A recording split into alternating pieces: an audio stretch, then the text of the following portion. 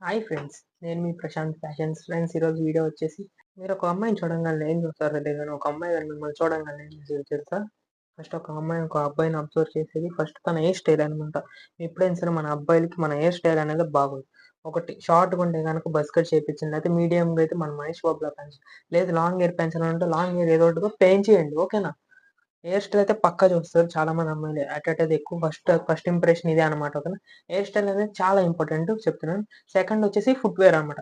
Footwear అనేది చాలా important. తర్వాత హెయిర్ తర్వాత కింద చూస్తారు. కింద చాలా మంది మనోళ్ళు ఇంకా స్లైడ్స్ అండ్ దొడ్డి చెప్పులు అంటారు సంథింగ్ ఏదో నవ్వుకున్నారు.